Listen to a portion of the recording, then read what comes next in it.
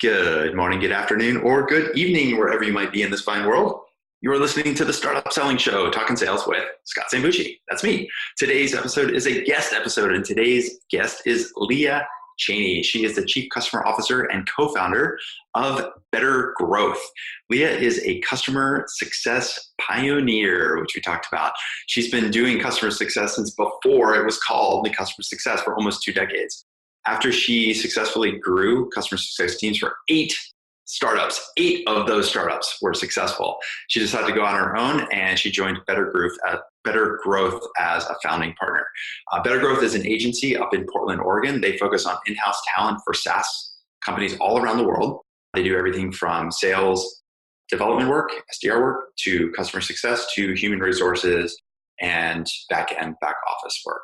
Their core offerings include a model where they hire, train, and create employees for customer support, sales agents, recruiters, all from their Portland office. So in just over the last 7 months as a managing partner at BetterGrowth, Leah has helped to grow that to now 17 full-time employees. And she's working with some of the top technology companies in the world. So you definitely want to listen to what she has to say, because we are going to talk about, guess what? Customer success. So I've just got off of my conversation with Leah, and a couple of the key things I really, really want you to listen for as you listen into this episode. One, we just talked about what is the definition of customer success, and how do we define customer success, not from what we think it should be as sellers, but what they, the buyers, think it should be. And we talked about the importance of being an investigative reporter as part of your customer success work. We also talked about, in the communication with your customers, getting really, really clear and implementing and using your known outliers, your known challenges as you're creating your implementation plan and your customer success plan. We talked about the importance of setting up a really clear cadence with your new customers, not just the people using your product or service, but all of the other people around that, including and especially your executive sponsors, who might have been the one that got you in the door, and then they take off their work on the next fire drill. It's our job on the customer success side to make sure we keep that executive sponsor engaged. And Leah talked about some strategies on how to do that. We talked about the 80-20 rule and what she calls the biggest kryptonite in customer success. So you definitely have to listen for that. We talked about quarterly business reviews. Who runs them? Is it a sales thing? Is it a customer thing? Customer success thing? And we also talked about compensation programs and compensation plans for customer success, for upsells, renewals, and how that layers into how a salesperson that owns that account should be compensated. And then finally, we talked about what she called the AAA metric, or the AAA scorecard for your customer success team. What are the metrics and KPIs that if you focus on these 3 AAA metrics, then everything else should cascade in a positive direction. And then finally, we talked about Leah's dedication and her active work around diversity and inclusion as a member of the lesbian gay community and being based in Portland, Oregon. She moved there recently from Austin, Texas, which she talked about. And she talked a lot about her active work in this space to help bring better diversity and better inclusion all across the workspace. So lots of great topics. She's so fantastic. I'm so glad I had a chance to have her on the show. She and I met over the summer when I was at Portland. I met with her and Nico Hughes, one of her co-founders there at BetterGrowth. Had a great conversation. We partnered with them on a couple of different things. We've had mutual clients. She's just a fantastic person and very, very knowledgeable when it comes to customer success. So that's it for now. Let's head over to my conversation with Leah Cheney. Hi there. Leah, how are you? I'm doing well. How are you today, Scott? Awesome. I love your green shirt. Yes, it's very bright. It is very bright. It's not too bright. It's bright, but not too bright. Yeah, good. It's on the mellow side. It's bright, but on the mellow side of bright, not fluorescent. That's nice. I was like, oh, yeah. Good. I look like a highlighter for my video. But yeah, my swimming trunks, they're bright fluorescent orange. No, yeah, there you go. Well, I mean, I wear those as well. Oh, who doesn't? I mean, it's all the rage. Super pumped to have you on the show. I'm glad that we could make this happen. I know your schedule was busy, my schedule was busy, and here we are. Yes, absolutely. I'm glad we made it happen as well. I've been looking forward to it. I think it's one of those things, CS and sales, like that's a fun. Yeah, so why don't I've already done a bit of a introduction kind of helping the people listening to the show kind of listen for what we're going to talk about here, what I'd really love to start is like literally at the top and looking at your LinkedIn profile. You call yourself a startup junkie, a customer success pioneer, and a diversity and inclusion champion. So I'd love to talk about all three of those things at some point over the course of the next. Yes, Wow, those are three of my favorite subjects for sure. Well, good, because that's what I want to talk about. So you've been doing this customer success thing even like longer than it's been called a thing. Like It used to be customer support, it used to be tech support. It was before customer success was a thing, you were doing it. And so I'd love to start off with like, how do you personally define customer success? What's your definition of customer success? Yeah, I mean, to me, customer success is a liaison between the company and the product they bought and the customer team that will be using it, right? So we're the relationship builder that bridges the gap. We provide feedback back into the company that we work for to help the product grow, to be stronger for what the customer needs, to be the voice for the customer. And then on the flip side, we help with the technical enhancements and getting the most ROI possible for the customer. So we're the voice of the customer back into, or the voice of the company back into the customer. So we're that fun in-between liaison. I like how you use we. Yes. Tell me more about that. It's like you're a person on a mission. Yeah, absolutely. Well, listen, customer success is definitely not a solo mission. I think it's impossible to just have one person that does it, right? Because being the voice of something, you're representing groups on both sides. So it's definitely plural. It's definitely something where, you're the voice of the product manager that stayed up, countless nights on a new product enhancement. That you're representing back to the customer. You're the voice of the customer who feels like, their company is trying to justify costs as they grow their startup, and you need to take their pain points and bring it back. So it's such a group activity that it's hard to say I in that. And that's definitely not a word I use very often. Cool. So I'm going to ask you this question, which is, you've seen a lot. You've seen a lot of teams and companies deploy customer success successfully and unsuccessfully, and you sort of like reached probably your 10,000 hours using the 10,000 hour rule in some respects. What's the one thing that when you see this with companies trying to implement customer success, it absolutely drives you freaking nuts? What's the one thing that they do that like, it's so obvious, like why are you doing it this way, that just drives you crazy? Okay, so this is hands down, this is an easy one for me, and I think it comes from good intent, but it causes catastrophic damage. I think in particular with startup companies, it's defining the success of the customer for the customer, right? Because it's easy to scale something that you've created versus realizing that every customer has some unique need that you need to listen to. So when I train new teams, the first thing I say is, when you're doing a quarterly business review, yes, you can use a template, but I expect there to be customizations based on what each client needs, and it should be different for everyone. So that's the biggest failure, I think, is people saying, this is what customer success is as a company versus letting the customer define what that is. I love this. I want to dig into this some more. So does it mean that the companies are putting certain metrics and saying, okay, if our customers hit these metrics on a scorecard, then they were therefore successful? Or is it something else? Yeah, I mean, it can be metrics driven. Oftentimes it's a little combination of almost like a mission statement, right? Like you're trying to take the mission of creating the company and saying that, hey, if the customer succeeds with the product in this way that we designed it for, then the customer is successful and we have succeeded. But it could be far beyond that. And that could include metrics, right? Because that might be like outreach, if it's a product that's around outreach or feedback, or, even just straightforward software. Like if you're defining what their success is for them, then it doesn't work out. So oftentimes metrics driven. But again, it's understanding what the customer's need is, because the customer's need may be completely out of whack with what your mission is. So I'm imagining I've got a product that I've built, salesperson sold it, the team has implemented it, and now the customer is using it exactly as the product is designed to be used. and they're hitting certain metrics around usage, product, logins, whatever.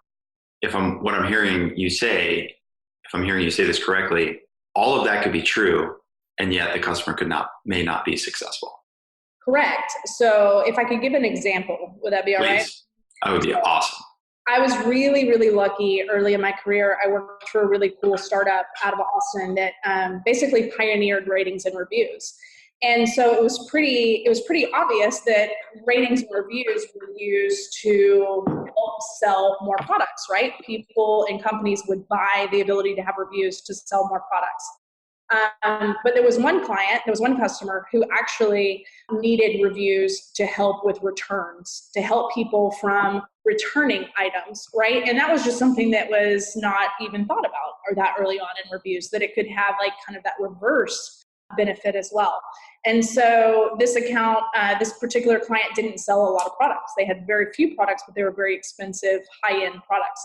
And so we were just focused on getting more and more and more and more reviews, which was not what the client needed. So they actually did not renew, which was like just flabbergasting at that time. Looking back as a early failure in my career, something I could have done differently if I would have just had the conversation of what do you need reviews for, and not just assume to sell more products, I would have caught that, and it would have been an easy thing to avoid. So again, I think it's just really understanding the unique value add that your service might have to a client that you didn't think about, Mm-hmm.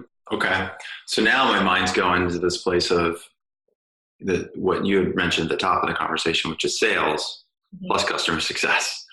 Because you've got a wry smile on your face. I think you know what's coming here, which is, okay, so this sounds good. Okay, now I get that. If I'm the customer success side of the house, so to speak, like I get it. I'm supposed to have those conversations with customers about where they want to go.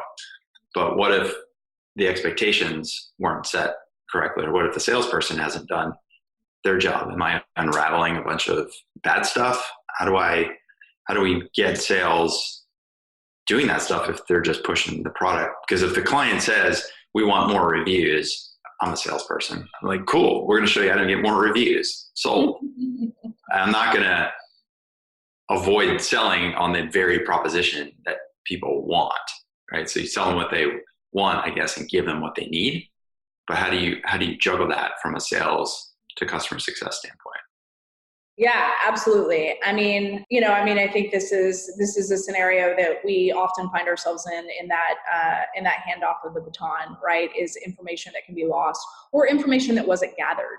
I think it's a couple things. One thing I think that can be done is, as customer success individuals, professionals work harder and learn more with clients, sharing the knowledge back of what customers like. Don't lose that in the transition. Provide that knowledge back to sales of, hey, we're seeing some clients are finding value add outside of what we assume the product would be, is not only beneficial for the transition period, but it also helps the company to know where they might be able to focus more on sales, because now you've got another data point to look at in people that you're reaching out to.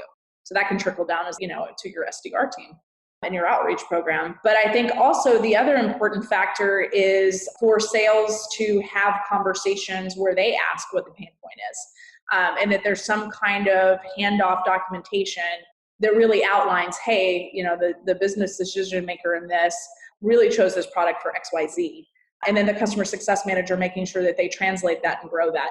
Now, sometimes that information comes after the point of sale. Like maybe, Scott, you purchased a software that did reviews, and then I took it on as the customer success manager. And then, Scott, you left the company to take another opportunity. I got somebody who had different value add, right? And so, again, there's a lot of things that can change in the conversation, but it's sharing that knowledge with those two teams and not having a big wall and making those things siloed is where the disconnect often comes in those teams.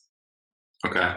So I'm imagining this internally. We've got product team, sales team, customer success team, and also marketing into there. Is there a certain model or matrix that you think about when it comes to communication? Because I've worked with product people that have pretty strong opinions about, okay, this is what the product is designed to do. Right. And then the salesperson, their job is to kind of, sometimes, not always, but it feels like, okay, well, this is what I got to sell. This is what the customer says they need. and I'm going to do some needs analysis and try to fit this into that, right? And show them or show them how our product solves that problem. But then they get up and running and actually implementing. And the customer success team, to your point, all of a sudden discovers just a whole nother layer of what is necessary for the customer to be successful. Sometimes it's good stuff that they can feed back to sales or marketing and say, hey, you didn't even know this, but this is a huge value proposition in the product because these customers are using it and getting these results. But sometimes it's a need, like the salesperson's over-promising, or the product team isn't building what the customers need. So now in my mind, I'm imagining these 4 teams with interconnecting nodes of communication, and it becomes, in a way, can be a little bit of a spaghetti bowl. So how does a customer success team communicate to sales, to marketing, to product in a way that gets them to listen? Because historically speaking, one might argue those other 3, marketing, sales, and product, are not as good of listeners as we would like.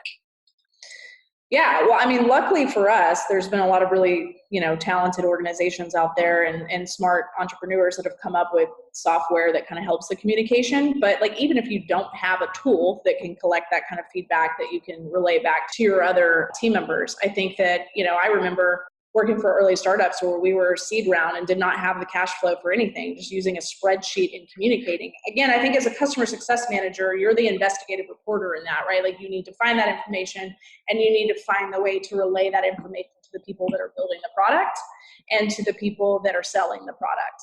And so whether that's a cadence of an all hands, meeting with the department heads, whether that's a document that is shared, whether that's a tool where clients can vote on needs, like, I've definitely used all of the above.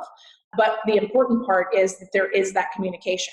Because I think what I've seen a lot of times is product teams are working, in that day, you're hearing that pain point, they've already finished that, right? Like, they're working on something that's not going to be released for 6 months. It's totally different. And so I think the more challenge is the timeliness of it and making sure that there's always a communication where you're not wasting anybody's time and that you're regularly checking in with each other. So it's different for each organization, but it's simply communication, which is the heart of any startup.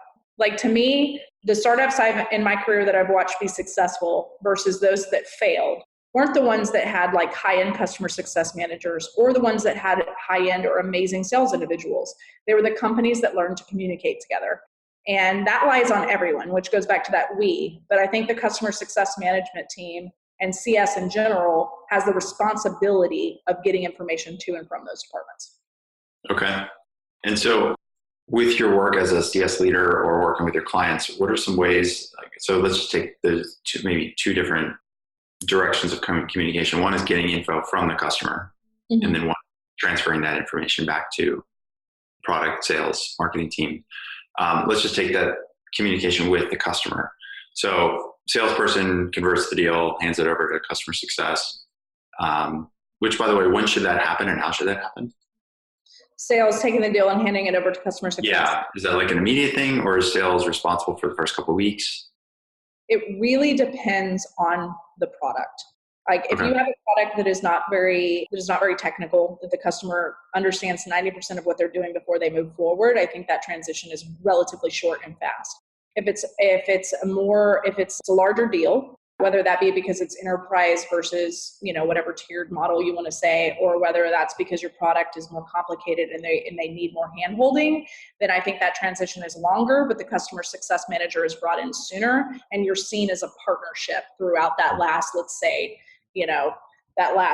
cycle of the sales process, right? So it's even part of the sale, right? Like, I'm going to bring in my CS team to help me give some confidence to the customer, like, hey, once we go live, then this person's going to help make sure that you're successful.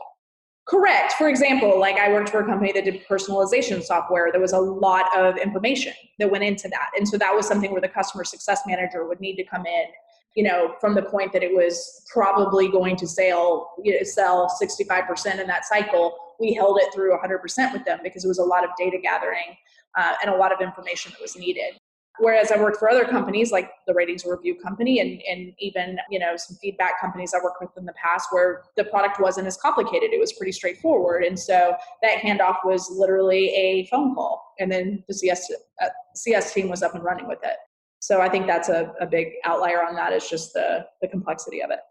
So that's going to affect the types of people you need to hire on the CS side because yes. If it's more transactional, like the ratings company, a reviews company, it's like, okay, I'm going to hand this person over and then they're just going to kind of walk the client through and make sure they're using it right versus something like big implementation, lots of moving parts, something that almost needs to be a salesperson. Right. Correct. Okay. So we might come back to that. Okay. To go back to the original question that I was going to ask, thanks for answering that one. Mm-hmm. So I'm in the CS team and I'm communicating first with customers and I need to extract information out. The sales team told them this, set these expectations. The customer themselves, even during the sale, said, this is why we need this software. We need more reviews. But as a CS professional, I know I need to dig deeper, like to make sure that what they're saying they need it and what they're saying that they want from the product is in fact what they really need in order to define customer success properly. Mm-hmm. What are some specific questions or approaches that if I'm a CS person or I'm a CEO managing a CS team saying, look, they're saying they're buying the software for this reason, but we got to get through just our own metrics, our own definition of customer success. We got to get to their side of mm-hmm. customer success. So in your experience, are there certain questions or frameworks or methodologies that help you kind of break through that kind of window? Because you probably know there's something on the other side, but you got to get through it to get that information to make sure that the definition of customer success is in fact consistent. Yeah, I mean, I think that this is where it's imperative that you don't just go on the fly, right? Like my counterparts in sales are really good at doing, and I think it's more of a natural conversation. I think that, again, when you get to the customer success side of things, we should be a little bit more organized with having known outliers, known challenges that you're talking through, making sure you have the right people that are bought in. So, whatever you want to call that process, for me, it's usually, the onboarding documentation that I put together where it's like, who's going to be using this, who should be trained, what are your goals for the first couple weeks, what are your goals for 30 or 90 days, and like really being able to outline that together on that first conversation. Any known pain points that you've experienced with customers in the past, you don't have to say it like that, but you can put it in a way where it's more of an informative session around we recommend this. And then it's setting up a cadence to hold them accountable to remembering what they said. Right? Because another challenge where if you don't have a good communication cadence, then the next challenge is if you've set up those expectations, even if the sales team and you were aligned perfectly and around those conversations, when they get off of that onboarding call or that, first initial setup, they go into their world, just like you go into your world, and it's really easy to forget what was said. So I think not only do you define what success is, you hold them accountable to temperature checking where that is. Hey, I know that you were saying that it's really important to you guys that like returns go down. It looks like numbers are good. Talk me through what you're feeling. How are we hitting that goal of yours, right? So bringing it front and center to them. Does that answer your question? I think so. I want to dig a little bit more into that. You mentioned known outliers and challenges. What does that mean specifically? Yeah. Sorry. I heard a train go by. I'm in Portland, Oregon, so there's no hiding from the train. No, it's all good. Yeah. So known outliers or known issues are things that you have learned from your failures. Every startup should have failures, right? Like you're doing something wrong if you don't fail at stuff. So it's taking those learned lessons from other accounts. Maybe it's, hey, if they're not up and running in 2 weeks, the likelihood of them adopting it is low. Whatever you've learned in the past, that you're putting that towards your future growth and customer success. So again, with timing, because I think that's a big one with CS, hey, we noticed that if people aren't up and running on our product in the first 2 weeks, they don't tend to really ever adopt it fully. Okay. But it's saying, hey, we want to set this expectation that you guys are up and running in 2 weeks. We find there's a lot of value in doing that, so just using learned mistakes to help.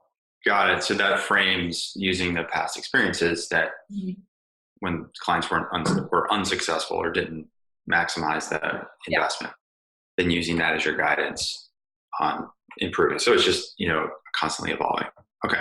Yeah. And I sense. think just for quick clarification on that. So let's say it's a tangible thing. So I'm talking about a documentation where you ask the right questions to your customer after that sales transitions, that you're getting what is their success metric out of that conversation, and you're aligning what their date of time looks like that makes sense for your business. 2 weeks, 30 days, 90 days being typical touch points, but that's a living document. You're not just making a script where that's what it is forever. It should constantly be evolving, right? Is I think what I'm trying to say. So if I'm a CS manager, director, whatever, I'm sitting down with this new client, I'm picking up notes from, and even the salesperson might be in there if it's a big implementation, might be in that meeting. And we're almost codifying all the stuff that we said was important to that customer and all the reasons why they said they wanted to buy the product and all of the outcomes they say they want to hit. Like that's like a collab. It almost feels like a workshop in a lot of ways, like a working collaborative session. Let's get it all down for you and your company. You can, like you said, have a template document so you're not starting from scratch each time. But I can imagine like walking in with like, here's 80% of it. We want you to configure and customize this plan of action to your needs. So we're going to need your help, and let's make sure we all agree on this. Absolutely. I actually like to call it the 80-20 rule. So it's neat that you said 80%. Oh, okay. I think 80% of the time it is usually like a templated documentation, but 20% of each of them should be completely customizable based on the customer's need. And if you're doing this at scale, like if you've got very small MRR clients coming in the door and you're bringing in tons of them, obviously templatizing that is good for your business. It's good for their time. But you should still be growing that process, not just letting it sit for a year and a half without changing it up, Sure. That makes sense. But the bigger the implementation, then the more you're going to have these collaboration sessions. And that's partly, we teach this as part of our sales process, like talk implementation before you get to contract, because the customers want to know, especially as a startup, like, look, this all sounds good, but how do I know if I sign this contract and write the check that you're actually going to be able to deliver for me? And it's not even so much like they don't believe that the product's going to work. It's that they need to believe that the product's going to work for them. Right. And so we talk about building implementation plans, and it seems like lifting that doc that you used in the sale to yes, and using that almost as a starting point, or the 80% for the rest of the actual implementation. Okay. And then you use the word cadence. What do you mean by cadence? Yeah, like again, I think that there should be expectations set up front for communication and meeting, and respecting each other's time. Nobody wants death by meeting, but at the same time, I think the worst thing you can do is go through all this hand holding, especially if you're tag teaming with your sales individual like you should be, and you're having, as you put it, I like that workshop that you're having, right?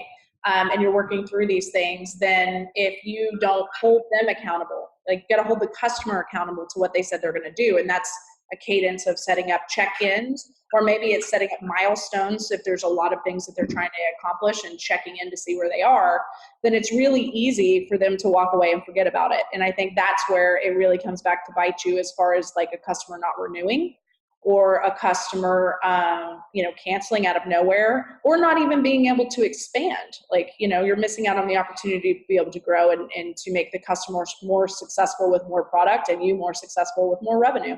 So a cadence is probably, next to communication, the second most important thing, is setting up some way of checking in with one another regularly and seeing where you stand on their goals. Mm-hmm. All right, folks, we are off and running in my conversation with Leah Cheney. Real quick, guess what? I have a book. I actually have 3 books, but the book I'm most excited about right now is called Stop Hustling and Start Scaling. It's actually Stop Hustling, Start Scaling. There's no and in there, but you get the point. That's the title. Stop Hustling, Start Scaling. So if you are a B2B enterprise startup founder, early stage team, and you're hustling your tail off to build sales, great. That's a good starting point. But if you want to scale your company, you've got to implement systems and repeatability. Otherwise, you're going to keep hustling and you're never going to scale. So in fact, one of the mantras that I talk about in the book is that hustle doesn't scale. So if you want to know how to build your repeatable revenue with your B2B startup, then go check out a copy of the book. You can go get a copy at Amazon. So just look for Stop Hustling, Start Scaling, or go over to Sales Qualia, Qualia, Qualia. bettergrowth.com, and you can actually download a portion of the book right from my website. So that's it for now. Let's head back to my conversation with Leah Cheney. And so what do you do in the case where the client, they say, okay, I'm good with this. This is the plan. You gave me the 80%. I filled in the other 20%. We're going to hit these milestones. We're going to go live within 2 weeks. I get it. Yep. And then 2 weeks go by, and now you're like, this happens, right? I mean, a lot of times there's this crescendo that at the end of the sale, and the buying company almost feels a sense of, okay, well, now we got that thing figured out, even though they haven't implemented. They're like, well, that's done. I'm going to move to this other part, this other problem. Maybe it's an executive sponsor that, got the deal, paid for it, got the deal across, got the team on board. But now that executive sponsor isn't involved with the day-to-day. That executive sponsor has to go work on the next fire to put out. And so now she's gone, and the team is left, and the team is like, I'm really busy. I didn't get to it today or this week or 2 weeks now. And all that enthusiasm starts to wane. And I know I've been on the sales side where now all of a sudden, like, even the sponsor who was our best friend is kind of like, okay, I get it. My team is busy, but is there something wrong with your product that's hard to use? Because they're telling me they, wasn't doing the things you said it was going to do. So this doubt starts to creep in. I'm sure everybody listening to this has had this situation or is going through it right now. So my question is like, all right, so what's the magic juju here? Like, how do you, as a customer, like as an advocate of customers in customer success, or as a startup, like, how do you deal with that situation? Because it's not even about the renewal. It's like they could cancel before they even get going. It's like, oh, I know we signed this contract, but we just decided we're going to wait now. Yeah. So listen, this is the biggest kryptonite, right? Like and that's why, again, cadence is so important, but timing with it is, you need to set those expectations with your decision maker and their team, so they're held accountable to you and vice versa, before you let them off the hook. Hey, I get it. You got a lot to do, right? You got to go run a business. Thank you so much for signing this. But like, to me, this is the second most important thing to the signature drawing on the contract, is getting their buy-in that you're going to touch base on this. So it's like, hey, listen, you're going to go off, but before you do, your team needs to meet with me bi-weekly or once a month or weekly if it's super complicated in the implementation phase. We need to agree on that. And then you and I, when should we touch base? What do you think? 2 weeks for the first one, and then we'll go month to month, and then we'll go quarterly. But like, you got to set that up front before they take off, because after that, you're being represented probably by people that didn't want the extra work in the first place. Not that they're terrible, but we all work hard. We've all been there. So exactly to your point, that's the second most important thing to the contract being signed, is that everybody agrees, hey, we got to check in. When are we doing that? How does this work for you? And that you come with those suggestions to that meeting. Yeah. So, and that's where I think it's a control piece, where you say, like, the executive might say, okay, look, you go work with Bob and the rest of the team, get them on board. Let me know if you have any questions. And you're like, okay, see ya. And it's our job to say, wait a minute, before you leave, Bob, come back over here first. Because going back to your point, Leah, about like the known challenges, the known outliers. All right, here's the deal, Bob. I'm not saying this would happen at all with your team, but gosh, you're not going to believe what happened to us just 6 months ago. Somebody just like you signed a contract, and a team just like yours didn't implement, and now all these bad things happen. And worst is, you're not going to have your problem solved, which is the whole reason you bought the product in the first place. So I think it's just being willing to step in and sort of be a leader. But here's the cool part, Scott, is basically what you've just discovered is who better to sell them on this promise of meetings than the salesperson, right? Yeah. Like you can say that, just like you got them to sign the contract because you found, the value in that, and because you were passionate, and because that's the side of the brain that you could communicate and get that through the finish line. You can also set up the cadence and the expectations for those meetings. And now you go, hey, thank you so much for agreeing to that. Hey, so Leah's she's excited. She's going to meet with you on that first meeting. I'm going to check in too, because I'm not disappearing. So I actually joined Leah on the quarterly business reviews, just to make sure that we're still feeling good, and that you feel like I did you right in selling you this product, right? Like, so that's where I think that transition can get really cool. So, a lot of times I think this is managed by the CSM, but I actually encourage the salespeople to do it, because I feel like you're the ones that are best equipped to get it over the finish line, that agreement. Yeah, I like the phrasing you just used with the salesperson getting involved with the quarterly business reviews. I mean, that's something that we also espouse. It's like give yourself a reason to get a meeting with the executive that you sold to, because especially larger implementations, they can take months from the time the contract signs to the time of actually using the product. I mean, I remember a deal with Freddie Mac. We sold a $250,000 data deal to them. It was 7-8 months, but we were sending them data every week, starting in like week 2. It took them like 8 months to get all of our data into their platform, and then from their platform to send it out to the analysts and get the analysts to actually use the data to make decisions. Yeah. And now I'm like 3 months away, 4 months away from the renewal before they even got really up 100% up and running. And so installing these quarterly business reviews to kind of check in. But I liked how you said the phrasing that you used that I like was like, I as a salesperson want to make sure I did you right. Yeah. So it wasn't like, I'm going to get in the call to see if I can sell you more stuff. Yeah. It's like, I want to make sure that we got the right match here. And I think it's a good way to position it. And then while they're in there, of course, they can look for opportunities to upsell.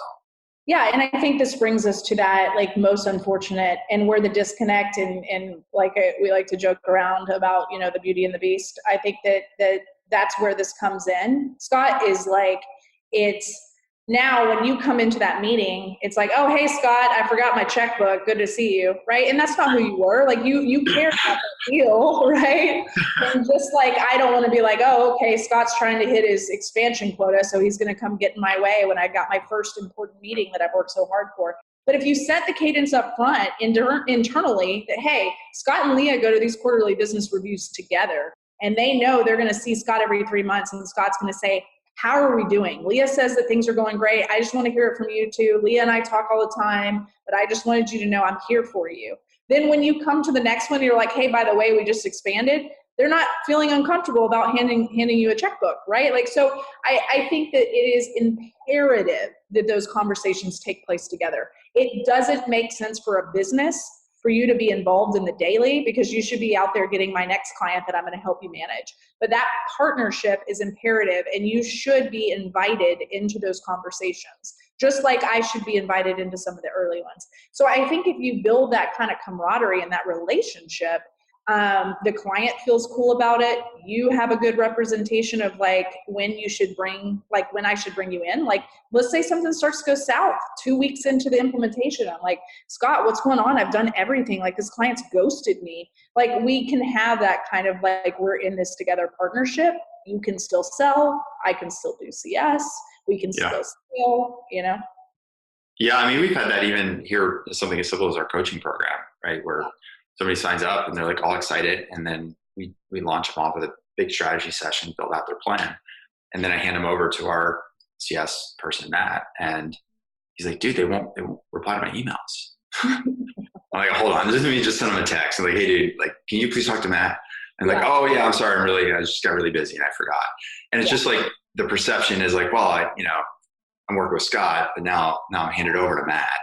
Yeah. And even though I do everything I can to make sure they know like what Matt's role is and how important it is that he's here on a day-to-day basis, they still like the perception is, well, I've been dealing with you and now I got to deal with somebody else. So that somebody else probably isn't as important, even though they are. And it feels not as cool, right? And I think that's also where you can set people up for success.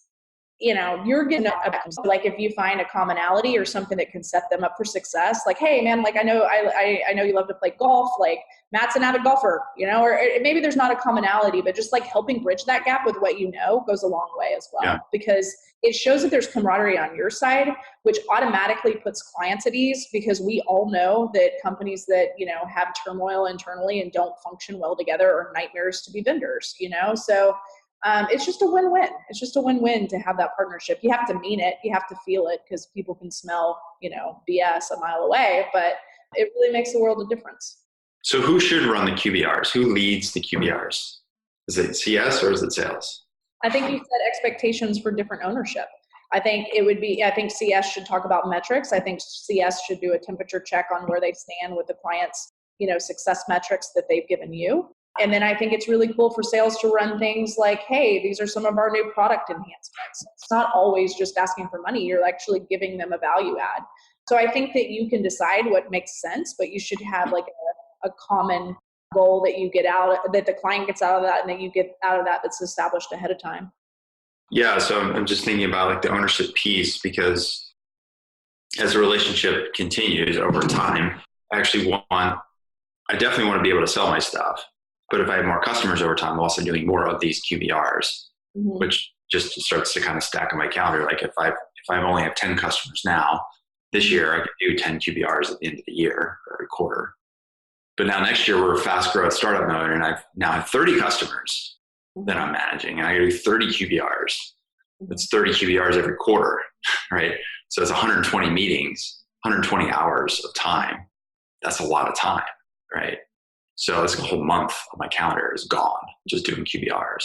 So almost like in the sales side, there's this weird ownership problem where I want to be involved because I don't want to miss anything. But on the other hand, like if I can't trust the CS team to run these things effectively, then I might as well just be part of the CS team, because I'm not going to have any time to go sell. Yeah. That makes total sense. And I think that that's where it comes, once, I don't know that you have to do the QBR every single time. I think the most important one is the first one, because it shows that you're still involved.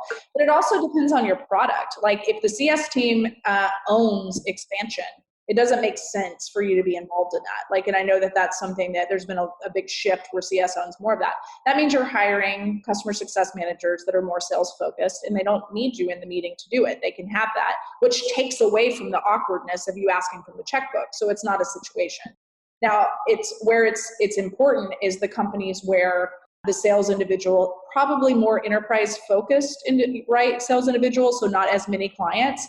They are the one that still ask for the money. And that's where it's imperative that you come in and you build a relationship, so it's not awkward.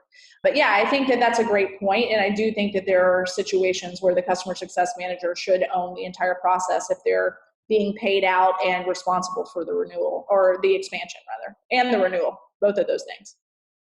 Yeah, I want to dig into that in just a second.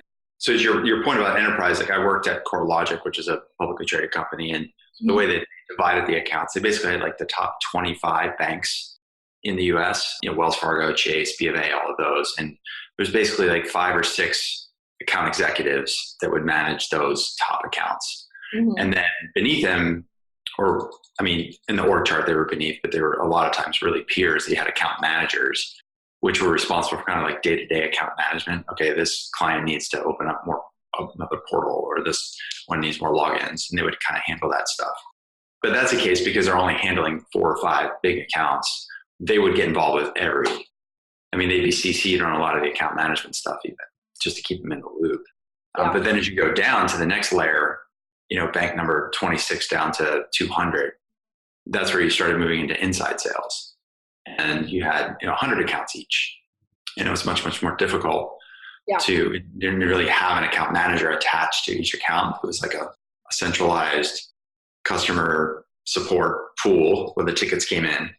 And then you had the sales reps that were kind of having to do a lot of both, manage customer expectations, make sure that they're getting the support they wanted, and to continue to grow.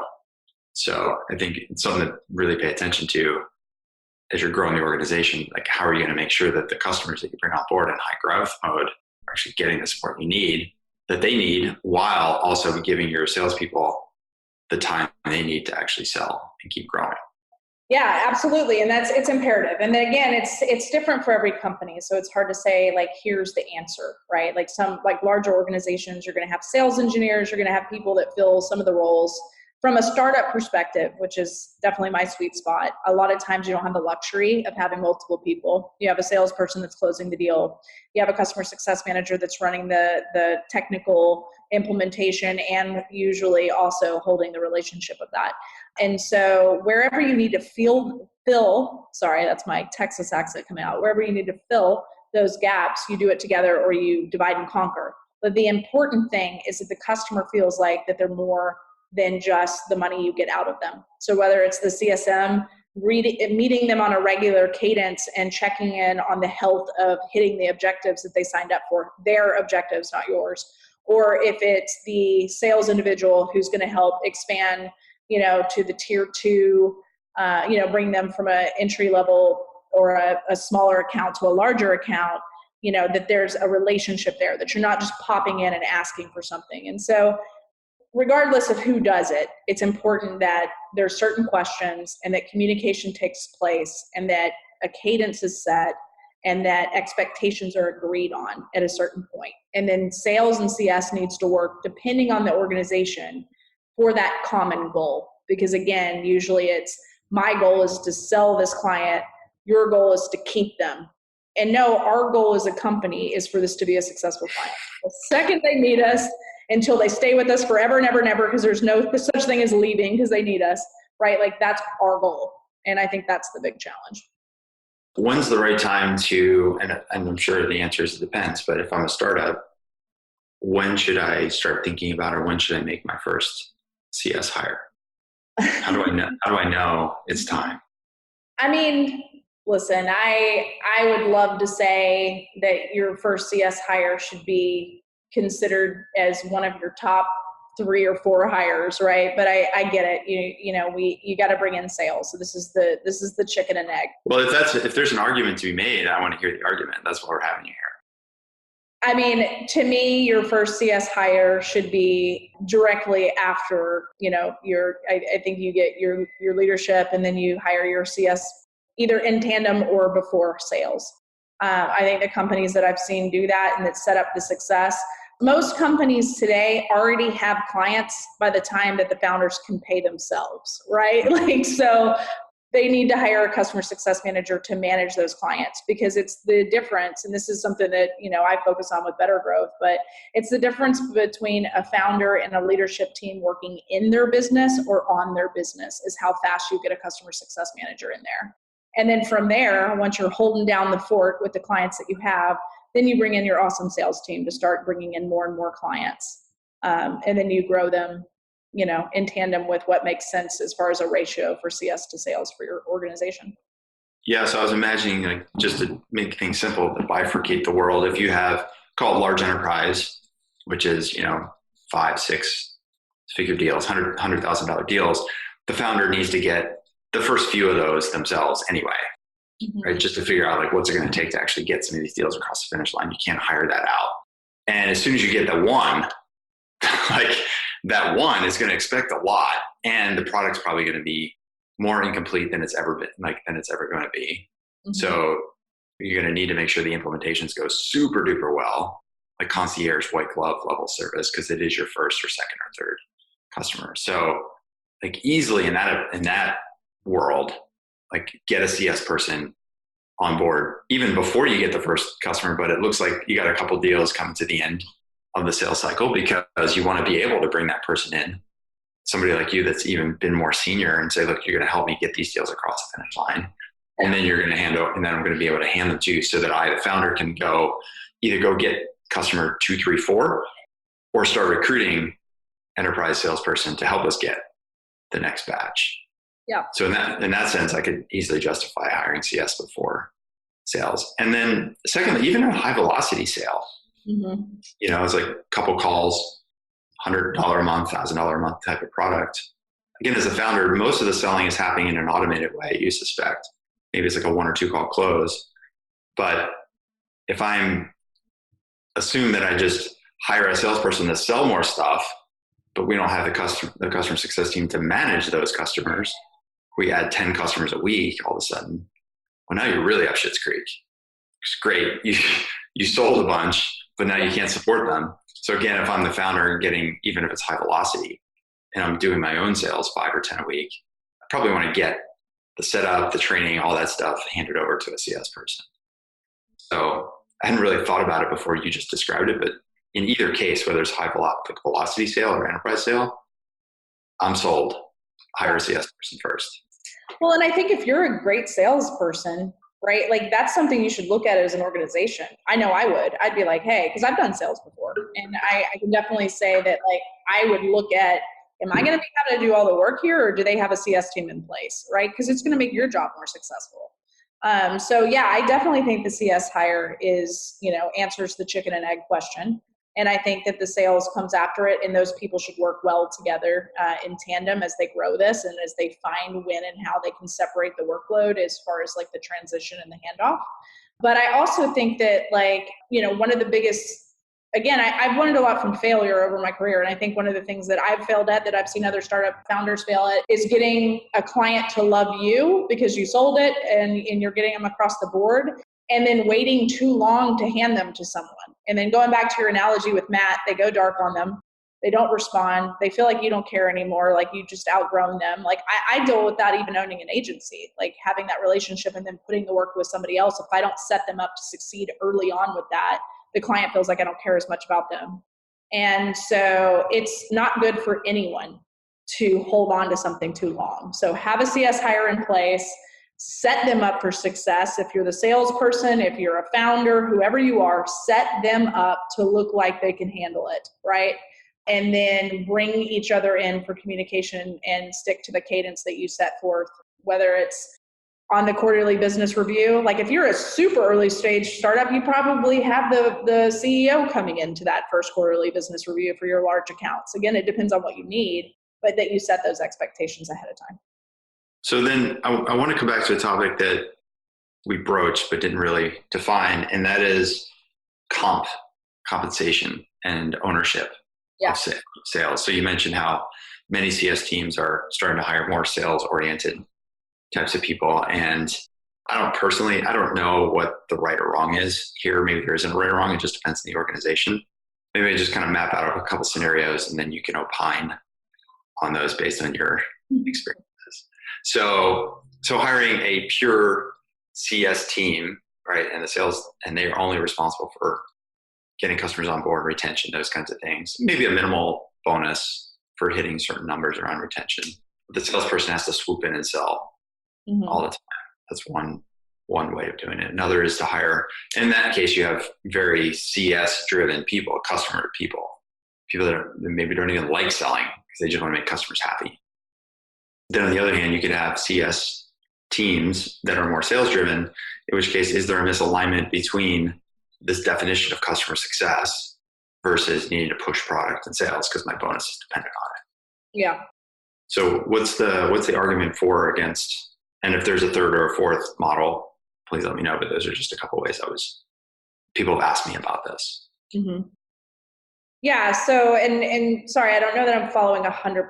So you mean like, I'm trying to get to the compensation part of the question. Yeah. So comp plan, if I'm a salesperson and I get commissions and bonus based on sales. Yes. And so I bring in a customer, and then I also am responsible for upsells and resells and all of that stuff because that's also part of my account base. Yeah. Right? In which case the salesperson owns most of the selling and therefore gets most of the commission and bonus and the comp. So it's very success oriented in that sense, like in terms of dollars. And if we do that, that means there's very little left for the CS team to worry about. They don't have to worry about upsells and resells. They're just designed, like that team structure is designed to make sure customers are getting what they need and they're successful. But the salesperson is actually the one getting rewarded. Yeah, okay. I got versus it. The second model where you have more of a sales-oriented CS team, and after the salesperson converts the deal, they hand it over. Maybe there's some overlap for a short period of time, but after that, it's like, okay, I'm on to the next set of customers, and all of the upsell, resell revenue is going directly to the CS team. Yeah. So I think that what is happening with a lot of organizations, both startup and large, is they're putting more and more on CS owning sales parts. And this is a hard thing for me because there's a part of me that even as a CS leader, right, it was nice to have a seat at the revenue table, excuse me, because I felt like I had more of a voice in what the customer needed. And so the black and white on that is you can do a percentage of expansion, you can do a bonus for renewals. But I realized that it really muddied the waters, and I was hiring a different type of person to hit my numbers in expansion and renewals than I was in nurturing a relationship. And so I really didn't like that shift. And so for me, I do compensation and I look at CS teams with triple A's. Okay. I look at activation. So them getting started in a timely fashion, because data has shown us that clients tend to stay and be more successful the faster they, get onboarded with your product. So activation, and then adoption. Okay, cool. They got started fast. Are they using it? How many times are they logging in and what are they doing with it? And then finally, advocacy. Do they love us? Or are they telling other people to use it? And I think that if you bonus your teams instead of on expansion and renewal and CS, if you put your KPIs and your bonuses and your compensation around how fast they activate, how well they adopt, and if they're advocates, then it's much more successful for the company. And customer success is a pretty big department in most companies, even startups. So usually the activation is its own team. The adoption is its own team, right? Activation is like an implementation manager. Adoption would be a customer success manager or even a product owner that's involved in that. And then advocacy being, hey, will you be a referral? So 2 and 3 can be the same person. Then you bonus on that.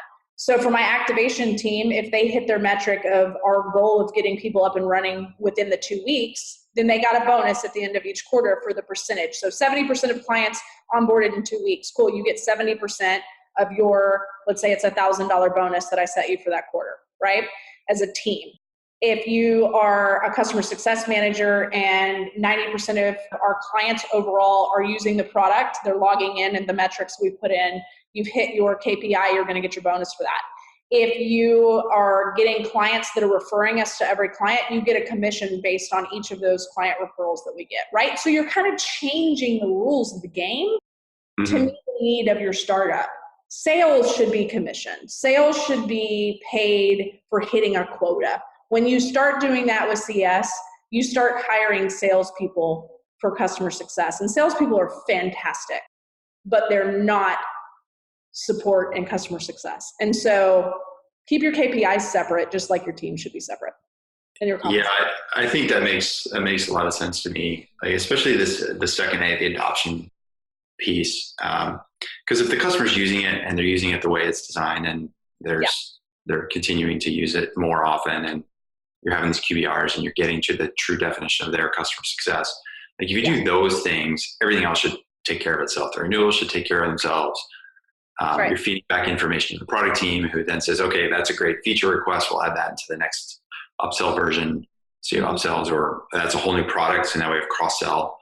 And so, but none of that happens until you have adoption.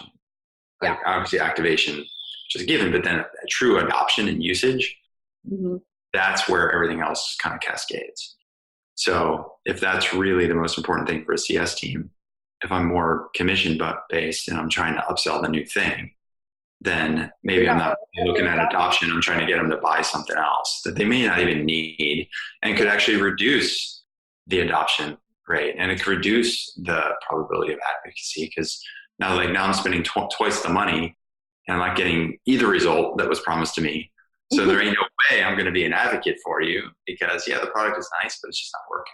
Yeah, and literally this is one of the biggest pain points that I've felt as a CS leader is, when your boss and their board who are under a tremendous amount of pressure and have expectations are saying, you need to hit this expansion number, you need to hit this renewal number, our churn, which we haven't even talked about, that piece needs to be below a certain amount.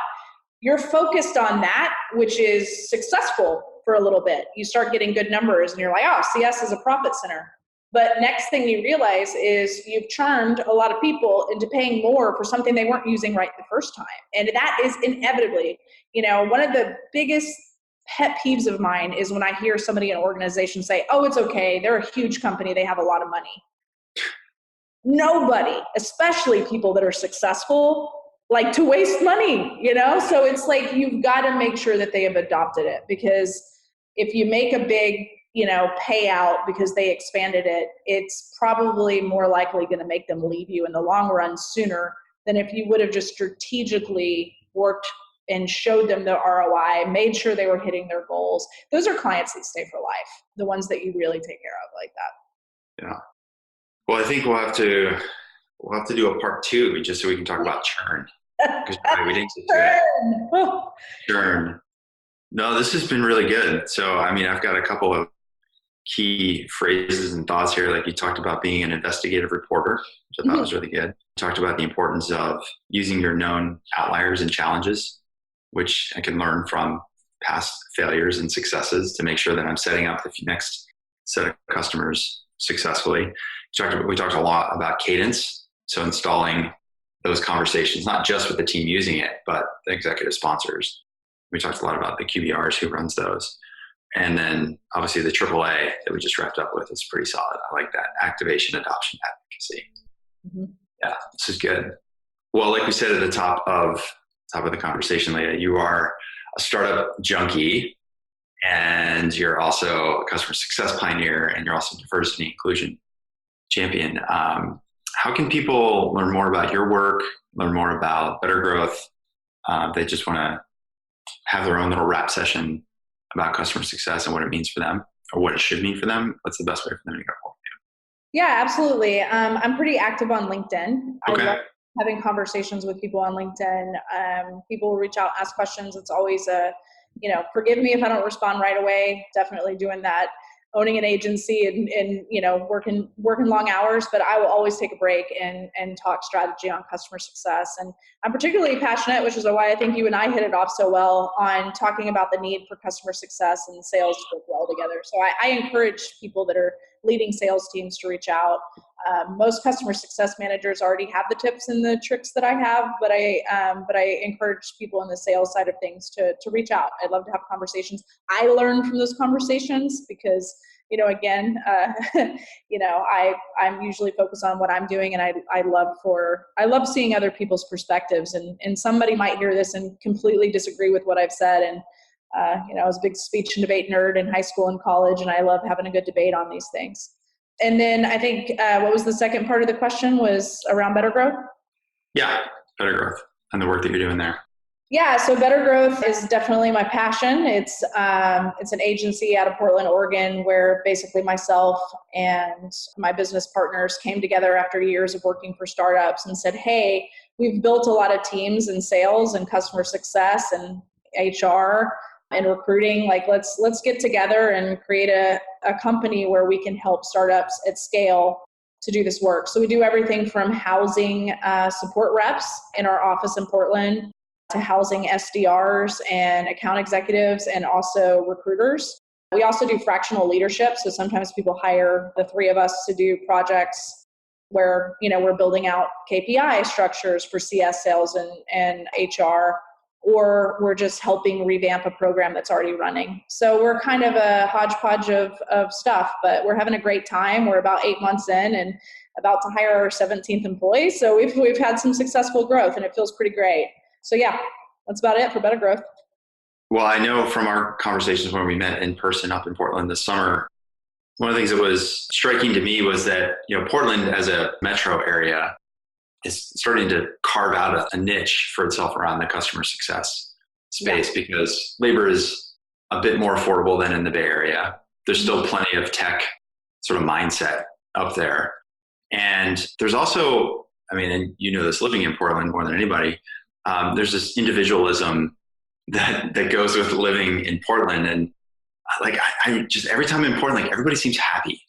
Everybody's happy to be there. And I think this flexibility of schedule, and I can work at a tech company and do customer success. And if I want to work from 2 to 10 or 10 to 2, whatever, I can do it. And it's just the mindset there. And I think it's just a nice layering of culture and people with real business need. So yeah, absolutely. There was a couple of things so I'm from Austin, Texas, also a cool spot to live, but there's a couple of reasons why I moved out to Portland, Oregon, and why we definitely made this our headquarters. And that's exactly what you're saying. I think the cost of living is, compared to the Bay Area and New York City and even overseas in some of the companies that we work for and house their employees, you can get more for your money, right? There's amazing talent here in Portland. And we've put together just a really good group of people. So it's a way to have a separate office and to be able to afford to hire more, to service your clients better, to grow your business faster if it's sales. So yeah, we've had a lot of success with that and had a lot of fun with it. And, on the diversity side of things, Portland was a big city for me and my wife when I moved here because, we are very passionate about helping the LGBTQI community.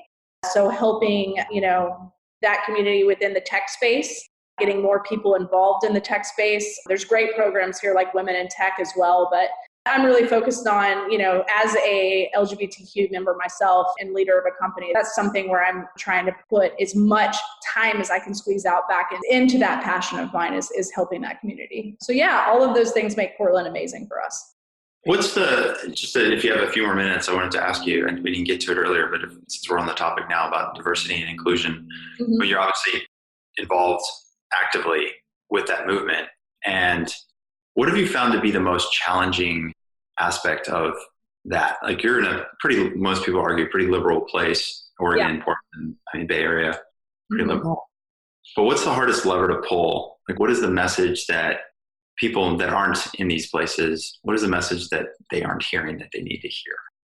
Yeah, I think there's a lot that we do around diversity and inclusion. I think all startups, most companies feel like they're doing a great job. We're all failing. I'm failing miserably. I'm a woman, I'm an out lesbian, and I'm still failing miserably at diversity. And I think the biggest thing we can do is be arrogant and think that it's something that's homegrown.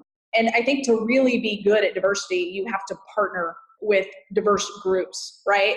And so that's what I'm trying to get better at. And if those diverse groups don't exist, create a place for it. But I think that a lot of people, there is not a lot of diversity in the tech community. One of the first things that I'm usually asked to do when I join a company is, hey, let's make sure we hire a good number of women, right? Well, what does that mean? Does it mean there's already a ton of white women in tech? So are we talking outside of that? Is it just women? So I think it's realizing that people come from a place of good intent, but that we need to get better at that. And to do that, you need to work with different organizations. And Portland is a fantastic place for that. There's a ton of resources and organizations that help you to really be diverse. And if that's making sure that you're providing opportunity across the board culturally and getting to the right people at the right time to apply for your job and to feel like it's a safe place for them or a place that they'll be encouraged to succeed, then those are there's organizations you can pair up with that'll help you to get to them, So. That's cool. So, and certainly, like we said, it doesn't mean that you have to be based in Portland to work with people in Portland, because there's companies like yours that get you access to employees, and plenty of companies are opening up offices in satellite places. So I definitely encourage people. Leah mentioned that reach out to her on LinkedIn. Definitely, aside from the customer success strategy work and implementation work, definitely reach out to her on that, because I know it's an important topic for all of us, and she's particularly good at helping you with this. So yeah, absolutely. And I would encourage people, I wrote a blog post recently on diversity if you want to learn more about what you can do in your organization. Is this the Thanks for the Rainbow logo? Yes, absolutely. Yeah. So I partnered with a few people to get the information out there, but that's a good resource too on what you can do to start a diversity program. Cool. Yeah, so it's right from your LinkedIn profile. So we'll add a link to that on the show notes too. So awesome. All right, Leah. Thank you so much. Really appreciate your time and your expertise. Really. So glad we can make it happen. Who's beauty and who's the beast? What's that? Can we decide who's beauty and who's the beast? That's what. Yeah, that's part 2 when we talk about churn, I guess. I don't know. All right, Leah. I'll talk to you soon. Talk to you soon. Bye-bye. Yeah.